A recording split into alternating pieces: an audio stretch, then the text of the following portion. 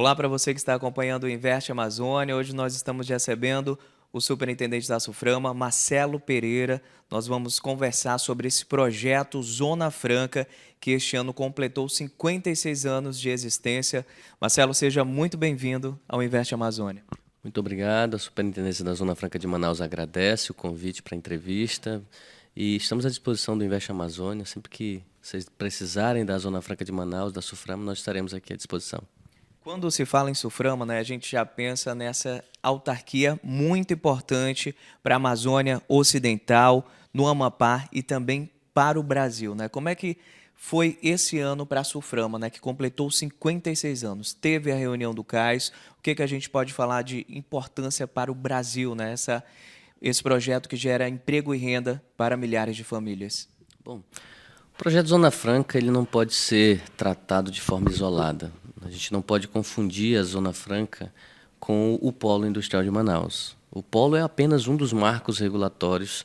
O modelo é regional, ele é um modelo composto por 5 estados: Amazonas, Rondônia, Acre, Roraima e Amapá. O Amapá é o irmão caçula, ele entra em 1991 no modelo e somente entra na Lei de Informática em 2018, com a reformulação da Lei de Informática.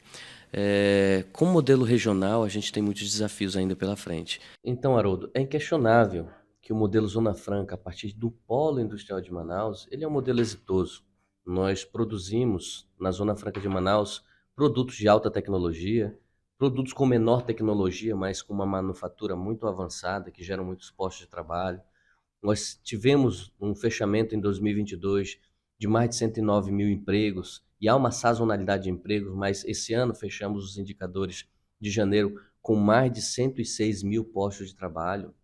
Para cada emprego gerado no chão de fábrica, diretamente, nós produzimos outros tantos empregos do lado de fora das fábricas, através dos serviços, do comércio que atua e gravita ao redor desse setor. Então, nós podemos falar que cerca de 800 a 900 mil empregos são gerados diretamente somente aqui na cidade de Manaus.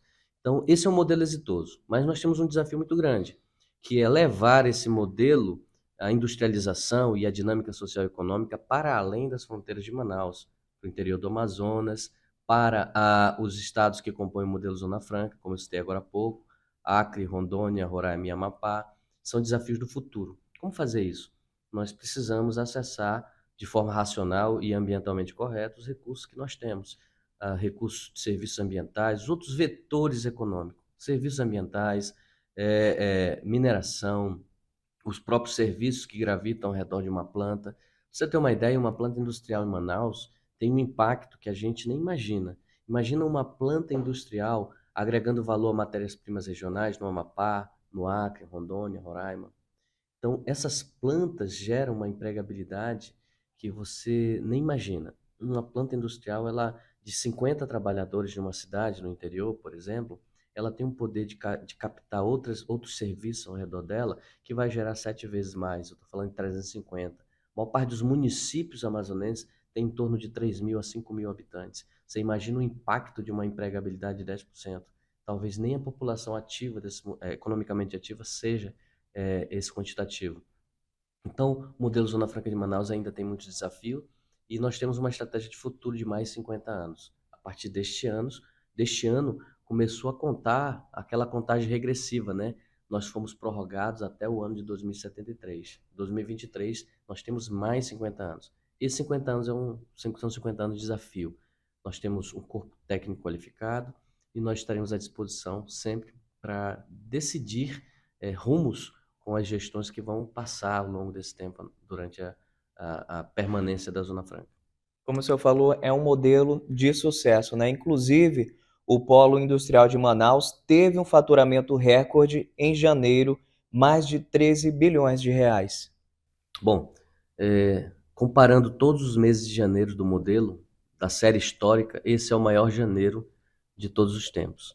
Nós mantivemos um padrão de faturamento elevado, sendo que os setores de bens de informática compõem mais de 25% desse faturamento, um quarto do faturamento é bem de informática, os principais produtos tecnológicos do Polo Industrial de Manaus, e seguido pelo setor de eletroeletrônico, que não deixa de ser também do mesmo segmento, mas há uma subdivisão do que é ou do que não é bem de informática, que compõe 18% desse faturamento, e o outro segmento é duas rodas.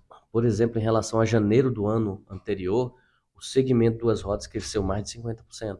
Então é um sinal muito positivo de que o mercado está sendo aquecido, pelo menos para os bens da Zona Franca de Manaus.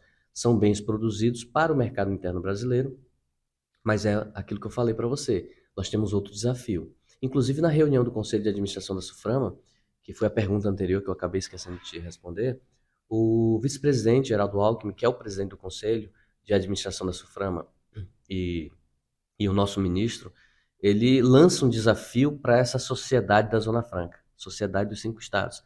Nós precisamos reativar o intercâmbio e a interlocução com os países vizinhos.